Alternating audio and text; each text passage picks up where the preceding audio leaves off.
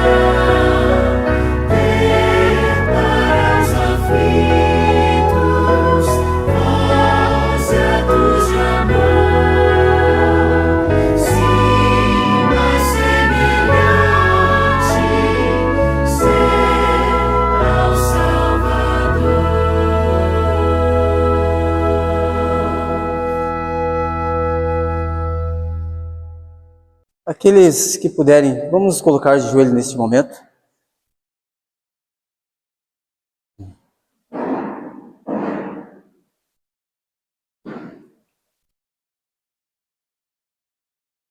Senhor nosso Deus e Pai amado, aqui estão os teus filhos prostrados diante de ti, reconhecendo a tua majestade, o teu poder, a tua glória. A ti toda a honra e toda a glória, para todos sempre, Senhor. Tu és o nosso Criador. O Senhor nos mantém e o Senhor nos redimiu lá na cruz do Calvário. Por isso estamos aqui com o coração cheio de gratidão por tão grande amor, por tão grande misericórdia manifestado a cada um de nós. Obrigado pela nossa existência. O Senhor tem sido maravilhoso conosco, nos dando, concedendo muitas e muitas bênçãos. E hoje, neste santo sábado, nesse dia abençoado e santificado por Ti, queremos reconhecer as obras de Tuas mãos na natureza, em toda parte, no universo, mas principalmente ao ver o nosso irmão, ao ver o nosso semelhante, possamos reconhecer que fomos feitos à tua semelhança e à tua imagem. E este ser tão belo e tão bonito, que com sabedoria o Senhor criou, possamos amar com intenso e desejo amor como o Senhor também ama.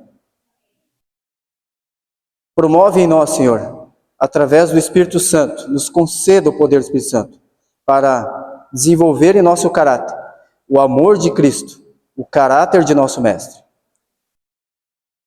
Nós precisamos de Ti, e nesta manhã queremos ouvir a Tua voz, ao abrir a Tua palavra, e que nós possamos sentir satisfação em ouvir os Teus conselhos e orientações. Nós oramos em nome de Jesus. Amém.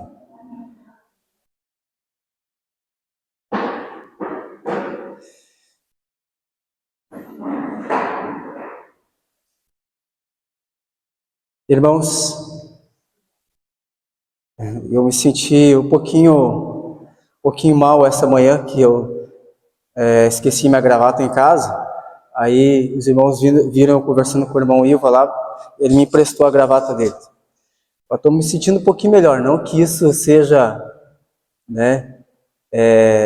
algo que seja tão significativo assim, mas é algo pessoal, né? Quando a gente está diante de Deus, nós devemos dar o nosso melhor.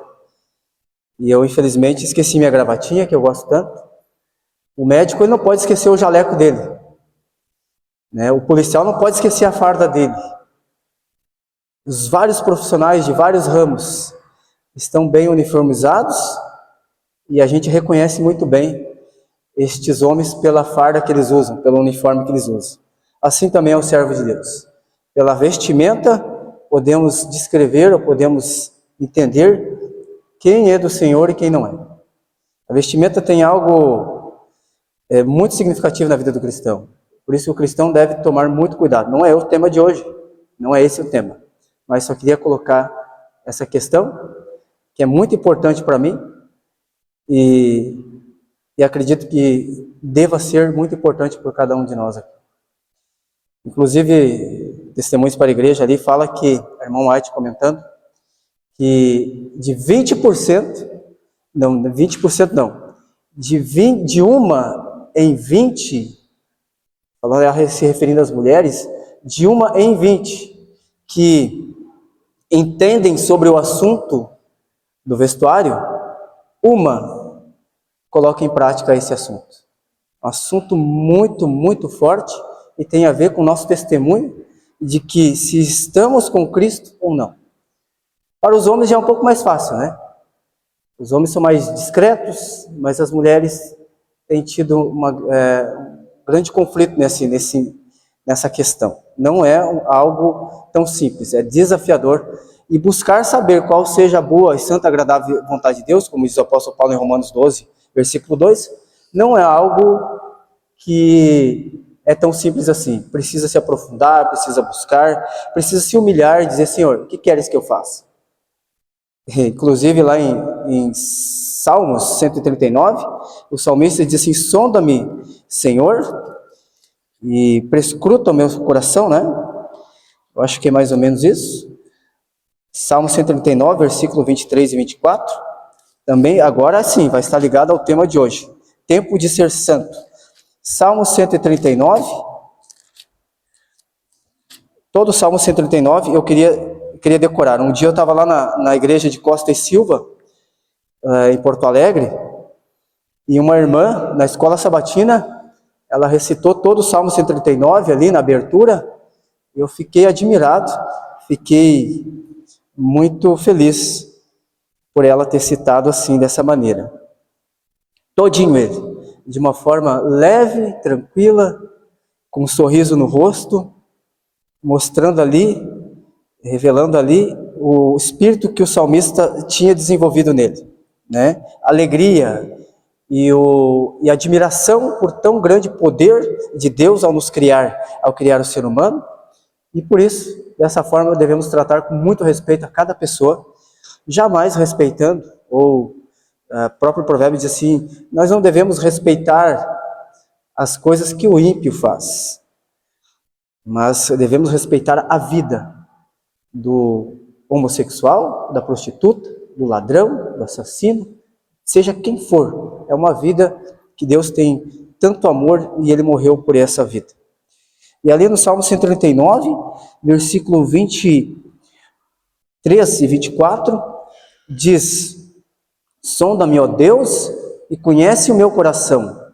Prova-me e conhece os meus pensamentos. Vê se há em mim algum caminho mau e guia-me pelo caminho eterno. Esse, irmãos, é um maior desafio que nós temos de enfrentar em nossa vida. É pedir, suplicar a Deus, sonda-me, Senhor. Tem alguma coisa aqui que não está certo. Mas muitas vezes nossos sentimentos, nosso coração nos engana. E aí isso é perigoso. Às vezes nos sentimos bem, estamos acomodados, estamos conformados com a situação em que levamos. E o tema de hoje é tempo de ser santo. E para ser santo, e para ser algo separado para Deus, consagrado a Deus, eu preciso me manter em uma atitude em que é exigido de mim que eu busque a Deus. Eu busque conhecer os seus pensamentos.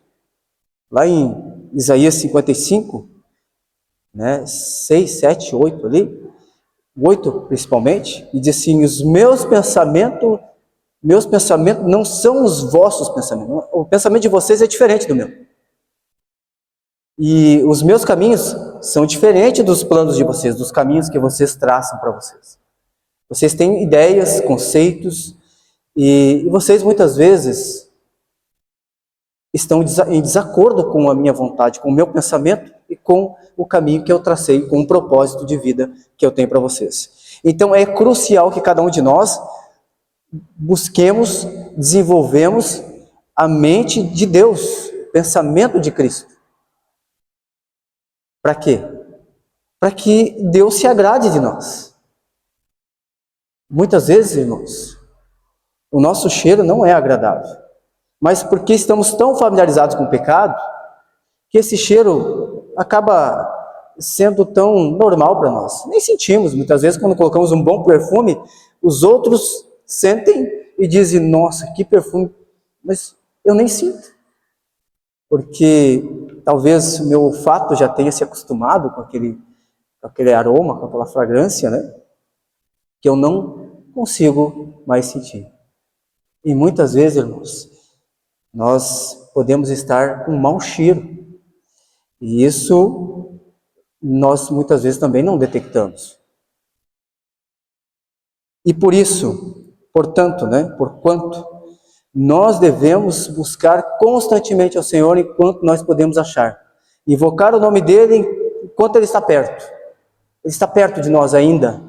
Mas chegará um momento, sabemos, como adventistas, temos essa ideia, de que a porta da graça em algum momento se fechará. E aí quando ela se fechar, não haverá mais oportunidade, não haverá mais chance nenhuma. Nós vemos em todos os tempos, em todas as gerações, nós vemos ali a mão de Deus pesando sobre o desobediente. Os juízos de Deus caíam sobre os da sua própria casa também. Não só sobre os pagãos, sobre os gentios, sobre os cruéis, mas também os da casa, do povo de Israel. Deus trouxe juízo, trouxe vara, usou diversas formas, maneiras de punir o desobediente, o transgressor. Inclusive nós vemos em toda a história bíblica, em todos os tempos também, até em nossos dias, as consequências, as implicações sobre aqueles que se desviam dos caminhos do Senhor. Há muitas consequências. E uma das que mais me chocaram em toda a Escritura, uma das que mais me causaram impacto assim no meu coração, foi de ver uma mãe comendo seu próprio filho. O coração já havia se desviado tanto de Deus, mas tão longe estava de Deus, que acabou que tomaram essa atitude, uma atitude que demonstra desgraça total, fome, miséria. Trazendo para o lado espiritual também, muitas vezes nós consumimos nossos filhos ao estarmos distantes de Deus, permitindo que eles sejam guiados por espíritos de demônios, sejam evangelizados pela mídia, pelas más influências. E muitas vezes nós devoramos a carne uns dos outros, por nosso coração não santificado estar carnal, né?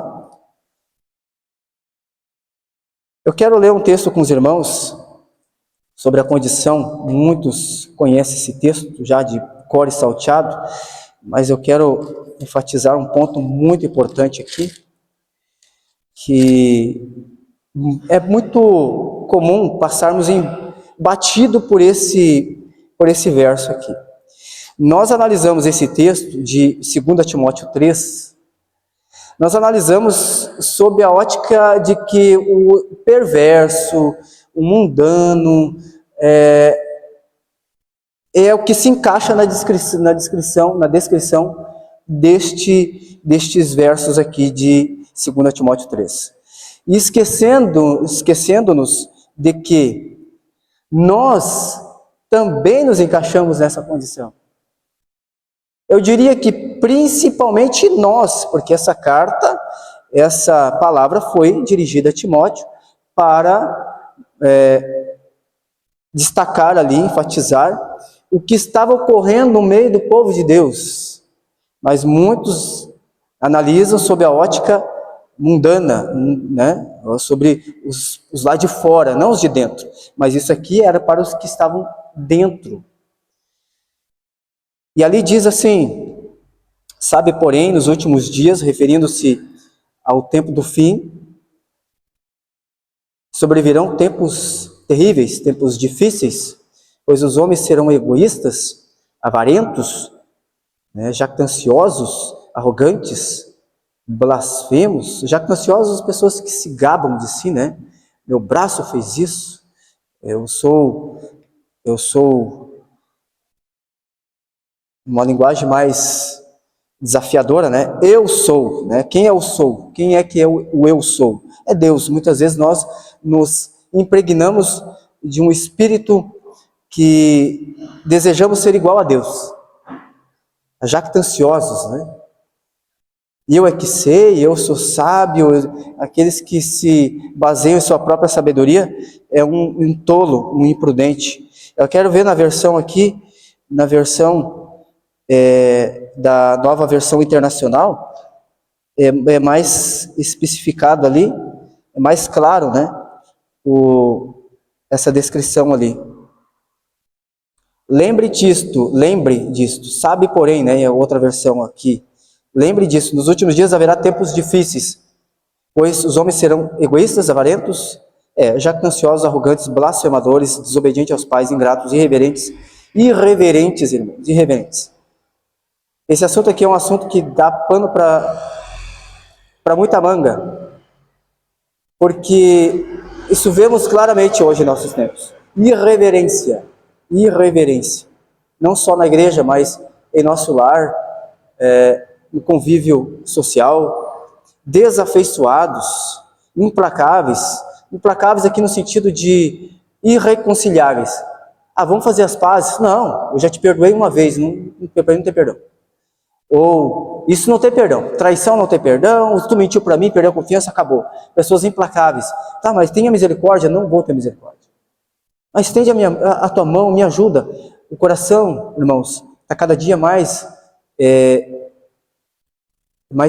terrível. Sem domínio de si, cruéis inimigos do bem, traidores, atrevidos, enfatuados, mais amigos dos prazeres do que amigos de Deus. Toda essa descrição,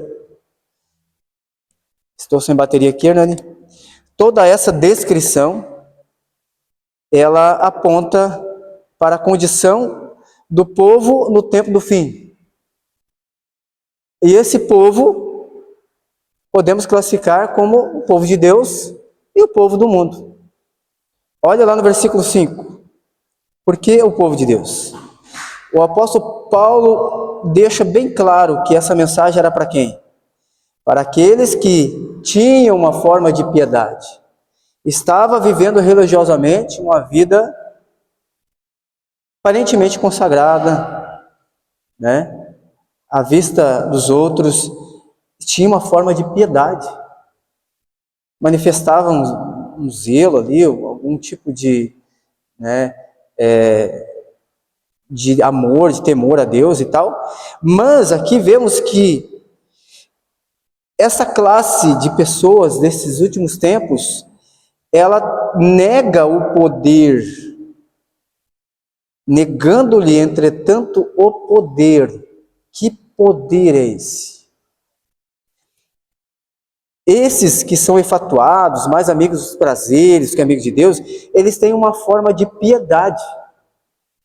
Eu boto uma gravata, boto uma roupa, né, social, demonstrando assim ser religioso, cuidadoso com a vestimenta, com as palavras, com a conduta, mas por dentro tem algo terrível, um coração manchado, um coração corrupto, um coração que verdadeiramente não ama. Aqui diz que estes nega-lhe, entretanto, o poder. Que poder é esse? Em 1 Coríntios ali 1:18. 1 Coríntios ali 1:18. Nós vemos ali a resposta para essa questão, para este assunto.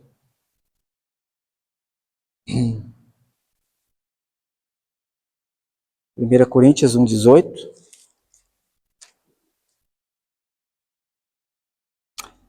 A mensagem da cruz. A mensagem da cruz. O centro do cristianismo. É a mensagem central do cristianismo. Antes da fundação do mundo, foi promovido por Deus, iniciativa dele, que todo transgressor que confessasse seus pecados, que abandonasse as práticas pecaminosas, alcançaria o perdão através da cruz. Antes da fundação do mundo, antes que o universo fosse formado, Deus já estava sofrendo, porque ele, ao criar as suas criaturas, né, não só o ser humano, mas todas as criaturas celestes, criatura terrena, todos os mundos habitados, como cremos também. É um privilégio termos essa informação, né, que existem outros mundos, outros habitantes em outros planetas. E essa mensagem da cruz, ela já havia sido estabelecida, já havia sido, né, bem fundamentada na justiça de Deus. A minha justiça é essa. A minha lei é esta. O meu governo está baseado nesta lei. Esta lei rege todo o universo. E aqueles que ousarem transgredir essa lei, terão que sofrer a punição. E a punição, as consequências, seria a morte eterna. Mas a cruz, que é o centro do cristianismo, e é o centro do universo também. Os anjos desejam se aprofundar cada vez mais sobre esse tema. Porque não foi só para nós que Jesus morreu. Não, foi por todo o universo. E ali diz assim: certamente a palavra da cruz é loucura para os que se perdem, mas para nós que somos salvos, poder de Deus, poder de Deus. O poder de Deus. Essas são as minhas colinhas aqui. O poder de Deus manifestado através da cruz do Calvário. E aqui eis a chave, eis o segredo para mudar o nosso coração. É o único meio para nos constranger. O amor de Deus nos constrange. E o amor de Deus foi expresso aonde? Aonde foi expresso o infinito amor de Deus? Na cruz do Calvário. Ali foi a expressão máxima do amor de Deus. Eu vou provar para vocês que eu amo vocês. Eu desejo vocês perto de mim. Eu desejo a salvação de cada um de vocês. Em Ezequiel 18, 23, se não me engano, diz ele que não desejo a morte de ninguém, antes que todos se convertam e vivam. Eu é que sei que pensamento tenho a vosso respeito, diz o Senhor dos Exércitos. Pensamento de paz e não de mal. Ao nos aliarmos aos pensamentos de Deus, é possível nós conhecer os pensamentos de Deus? É possível? É possível. Se não fosse possível, Jesus não teria dito: e conhecereis a verdade e ela vos libertará. Se não fosse possível, Jesus não teria dito: e a vida eterna é esta, a João 17,3. E a vida eterna é esta, que conheçam a Deus, o único e verdadeiro, e a Jesus Cristo que me enviou. É possível ter o pensamento de Deus, de saber qual é o pensamento. Qual é o pensamento de Deus? O pensamento de Deus, a meu respeito, é pensamento de paz, é pensamento de bem. Ele quer me ver salvo. Ele quer me ver liberto dessa condição terrível, carnal. O pensamento de Deus, ele é tremendo. Ele diz: vem, vamos conversar, filho. Pecador, vem aqui, quero conversar com vocês. Isaías 1,18, né? Vem, se aproxima, vamos raciocinar junto. O que queres, Senhor? O que desejas? Eu desejo que você perceba a sua condição.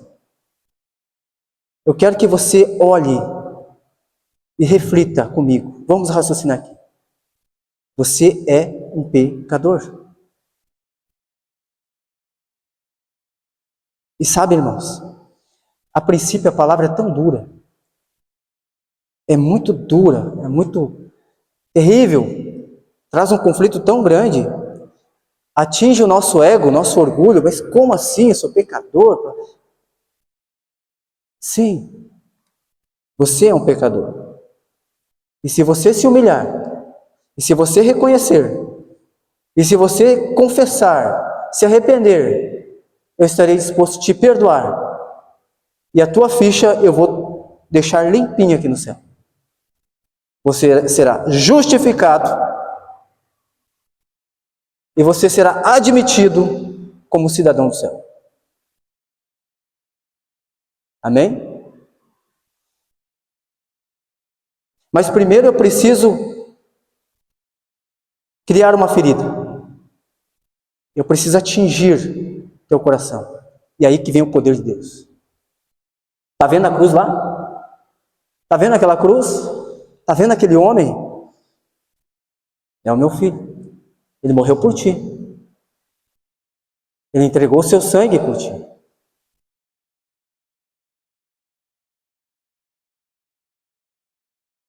Eu acredito, irmãos, e tem um anjo aqui, em algum lugar, o meu anjo, e o relator também, relatando essas palavras. E acredito que os anjos estejam vibrando e dizendo amém, glória a Deus, porque eles amam esse assunto. E eles desejam cada vez mais se aprofundar nesse assunto.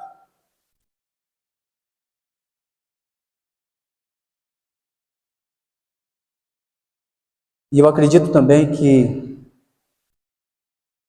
essa mensagem é uma mensagem que deva ser apreciada, desejada por cada um de nós. Até hoje, se nós não vimos mudanças em nosso coração, em nossas atitudes, se nós ainda não mudamos, não foi transformado em nós, não houve transformação em nós, é porque nós não estamos olhando na direção certa. Nós temos que olhar para a direção certa, irmãos, aonde existe poder, aonde existe transformação, libertação, e essa direção é a cruz. Ele não pode ter morrido em vão. Eu não posso brincar com esse assunto. O apóstolo Paulo diz assim: buscai a vossa salvação com temor e tremor. Aonde está a nossa salvação? Muitos dirão, com certeza, em Cristo. E como Ele conquistou a salvação para nós? Na cruz. Que amor, que desejo, que injustiça foi cometida ao autor da vida. Foi injusto isso, era justo que nós morrêssemos, mas Ele preferiu dar a vida por nós, porque nós não teríamos condições de rever a vida caso nós morrêssemos. Nós não somos o originador da vida, nós somos seres mortais. Nós dependemos da glória de Deus, do poder de Deus. E Ele, quando morreu, levou consigo o cativeiro e ressuscitou, dando-nos a esperança de um dia ressurgirmos com Ele. Essa deve ser o nosso maior desejo, irmãos, de estar perto desse Jesus. Que amor é esse? Sabe, em alguns momentos, devia ser constante para mim, constante. Espírito Santo, me ajuda a ser constante em meus pensamentos, de estar perto de Cristo, de desejar ver o seu rosto, os seus olhos, as suas palavras melodiosas, tocando no meu coração. E sabe para onde o Espírito Santo me direciona? Para a palavra. Santifica-os na verdade, a tua palavra é a verdade, ó Pai.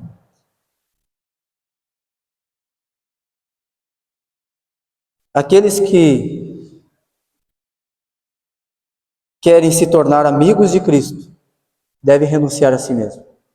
Devem fazer um exame profundo sobre a sua condição. Vinde a mim é sempre o apelo de Deus ao nosso coração.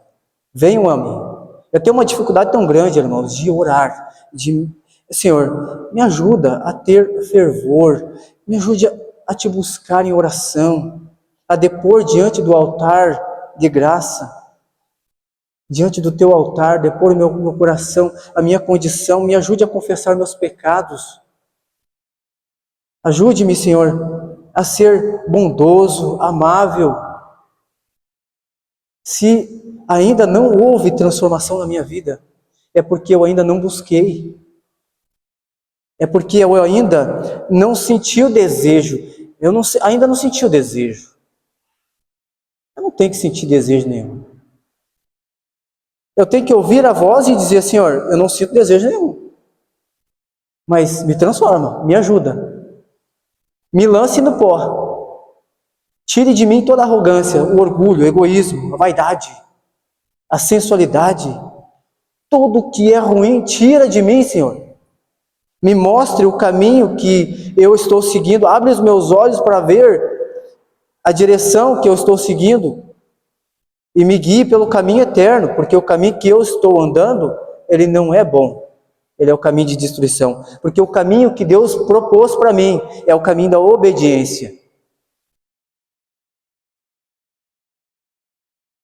É proposto para o povo de Deus, no livro Reavivamento Verdadeiro, é proposto um reavivamento, um genuíno reavivamento no povo de Deus. E como é desenvolvido esse reavivamento no povo de Deus? Não só no povo de Deus, mas em todos que desejam.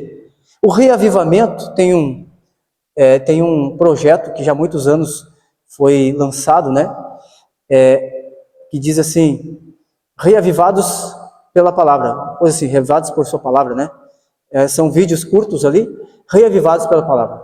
O reavivamento, ele não vem somente, senão tão somente pela palavra de Deus. Aí a música, eu sinto, irmãos, não é a música que vai promover a santificação. A música é só um elemento, ela é só um meio. Mas temos que ter cuidado com a música também. O nosso, entre aspas, né, nosso paladar auditivo está bem corrompido. As nossas músicas e a influência que ela tem sobre nós está sendo muito negativa. O povo de Deus está passando por um processo de perda de identidade.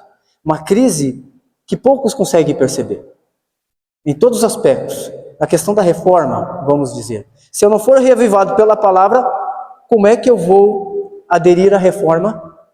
Eu posso até aderir à reforma, mas se eu não for reavivado pela palavra, eu sempre bato nessa tecla, serei tão somente um legalista, que quero, através da reforma, me salvar. Mas aquele que aderir à reforma, primeiramente ele precisa ser reavivado pela palavra de Deus. Ele precisa sentir que, ele precisa entender que a palavra precisa transformar ele. Senhor, vê se há algum caminho mau, sonda-me, prescruta os meus pensamentos. Diz Jeremias 17:9, diz que enganoso é o coração mais do que todas as coisas.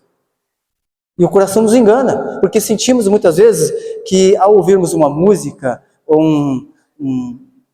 podemos denominar como hino, né, como música gospel, ao escutarmos um louvor, podemos estar desagradando a Deus, porque nosso sentimento que nos engana, nosso coração que nos engana, nos leva a acreditar que aquilo agrada a Deus.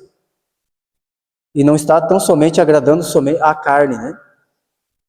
Aos nossos gostos. Nós estamos corrompidos, precisamos admitir isso. Nós temos gostos tão diferentes dos pensamentos de Deus. Descobri há muito tempo atrás que o esporte, a rivalidade, até o assistir futebol, é perda de tempo.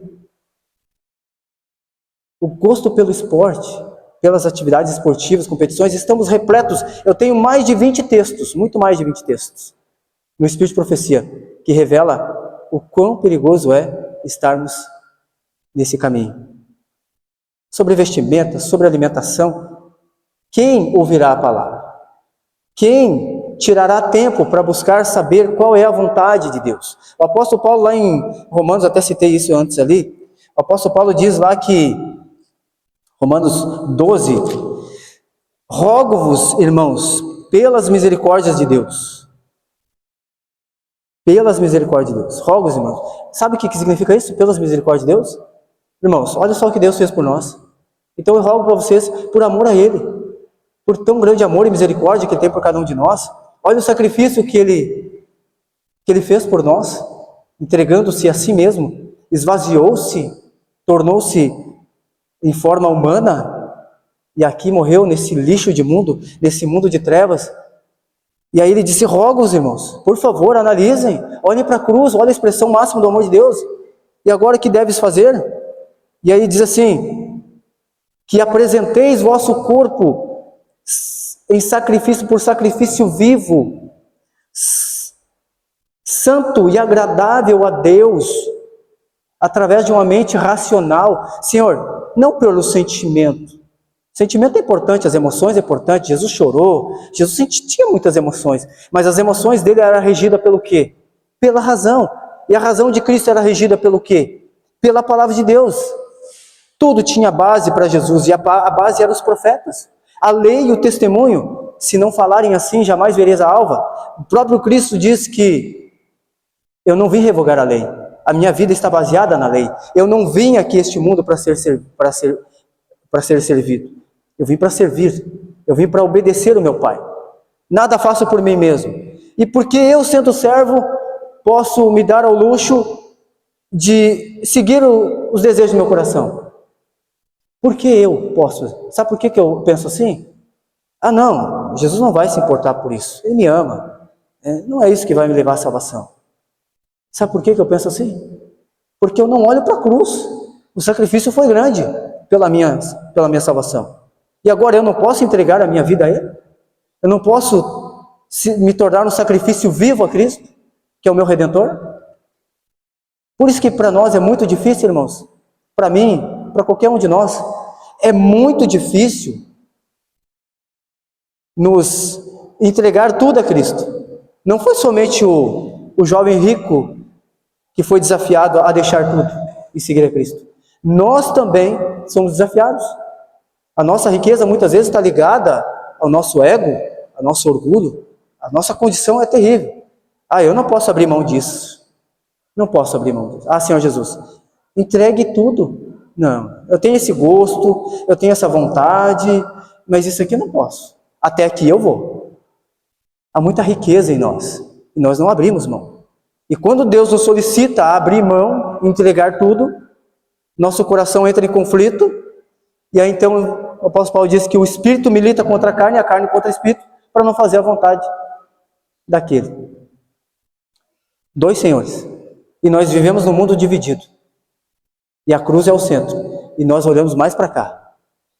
Nós nos preocupamos com uma forma de piedade, nos revestimos da capa da religiosidade, e bem sabemos que a religiosidade, por si só, não é ruim. Mas ela, sem uma vida espiritual, baseada na palavra de Deus, é meramente uma religiosidade. São meramente cerimônias. Estar na casa de Deus é só mais uma questão. Nós precisamos ser reavivados. Nós precisamos ser transformados. O apóstolo Paulo também diz que redime o tempo. É hora de remir o tempo, pois os dias são maus. Sabe o que nós estamos fazendo com o tempo? Nós estamos brincando com a própria sorte. Aí está chegando a espada. A espada está chegando. Se aproxima o tempo do juízo. E nós não nos apercebemos, não nos preocupamos em transformar a nossa vida. Nós não nos preocupamos em confessar nossos pecados. E são muitos, irmãos. Se nós pararmos a cada dia e analisarmos, as misericórdias do Senhor se renovam a cada dia. Cada dia nos dá uma nova página. Nós esquecemos, irmãos, dos pecados passados e levamos a vida assim. A cada pôr do sol, Senhor, eu quero confessar diante de Ti os meus pecados que eu cometi esse dia. Apaga esses pecados, por favor, pelo amor do Teu Filho amado. Purifica a minha vida. Eu confesso, eu fui arrogante, eu fui estúpido, eu fui assim, eu fui assado. Senhor, por favor, é tempo de expiação, irmãos. É tempo de depor a nossa vida diante do altar de Deus. O povo lá fora, o povo de antigamente, o povo de Israel, no dia da expiação, o Yom Kippur, né? O Yom Kippur, uma coisa assim. Eles ficavam em solene reflexão ali, profunda reflexão e análise profunda da própria alma. Será que estamos em pecado? O sumo sacerdote está entrando no Santíssimo e o pai olhando para o filho, filho, confessou teus pecados? Sim, pai. Olha, filho, esposa, é uma preocupação cada um. É hora de juízo, irmãos. Todos eles, um coração aflito, desejando a aprovação de Deus. Nós estamos vivendo nesse tempo, o tempo de expiação. Para o povo adventista do sétimo dia, em 1844, Jesus sai do santo e vai para o lugar santíssimo. Isso está relacionado também com o santuário terrestre. Esses tantos anos que já passaram, essas tantas décadas que já decorreram, desde 1844, ele está equivalente ao dia da expiação naquele tempo do povo de Israel, que foi um dia só. Mas todo esse tempo de graça que Deus dá, não é só um dia, mas foram várias décadas, mas esse dia está findando. Logo, o sumo sacerdote deixará o seu lugar no lugar santíssimo. Não mais intercederá pela humanidade, não mais haverá intercessor pelos nossos pecados. E aí então estaremos nesse mundo e se cumprirá a palavra de Amós 8:11, que muitos naqueles dias sentirão fome, não fome de comida, nem sede de bebida, mas de ouvir a palavra de Deus, de ouvir o convite para se arrepender, mas não vão mais ter o Espírito Santo para convertê-los. Será retirado então o poder refreador e controlador do Espírito Santo, e o mundo estará num caos. E o ímpio continuará nas suas impiedades, e o justo também continuará praticando sua justiça. Não haverá mais intercessor. É tempo de ser santo, irmãos. É tempo de buscarmos, de nos aprofundarmos. Eu corro o risco de perder a salvação. Não pense cada um de nós aqui diz, eu estou salvo em Cristo.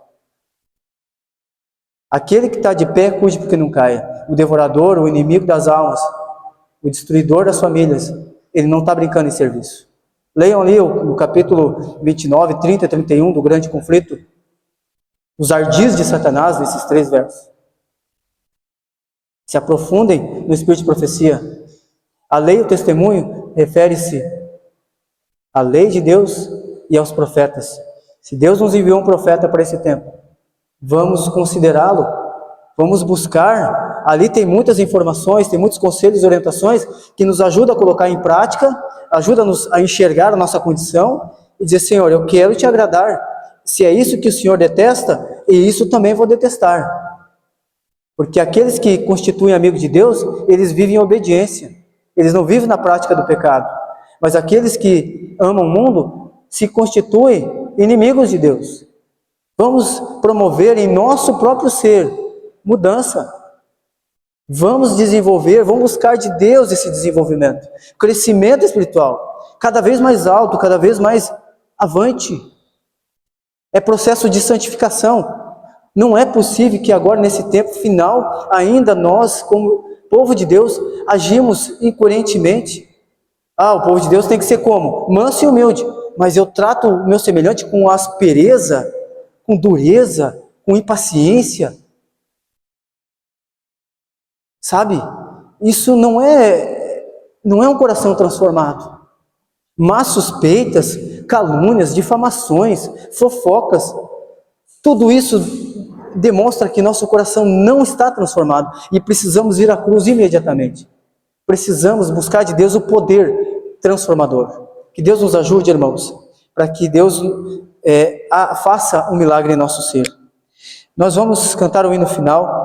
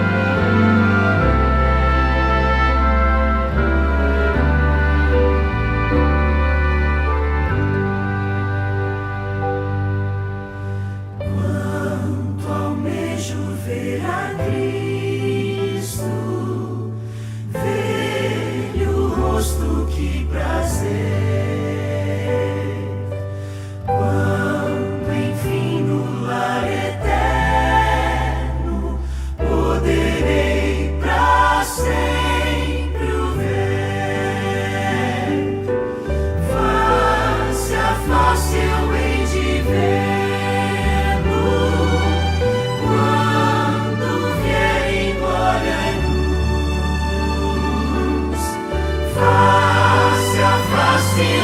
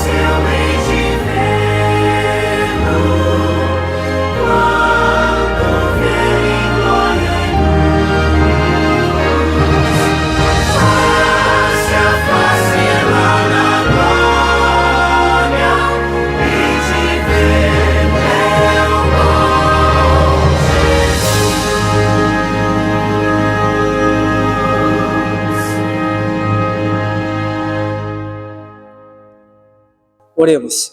Nosso Deus e Pai amado, obrigado pela mensagem que nos trouxe nesta manhã.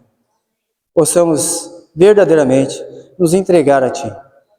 Age em nosso coração, age em nossa mente. Ajude-nos a vencer as provas e tentações que estão em nosso caminho.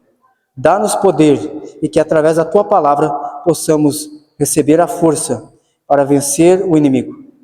Ajude o Teu povo a se preparar para encontrar contigo, que será em breve. O Senhor está voltando e irá nos buscar. Que nosso coração e nossa mente possam estar totalmente ligados a Ti. Nós oramos, agradecidos por tudo. Em nome de Jesus, amém. Um bom restante de sábado a todos e que todos fiquem na paz de nosso Senhor Jesus Cristo.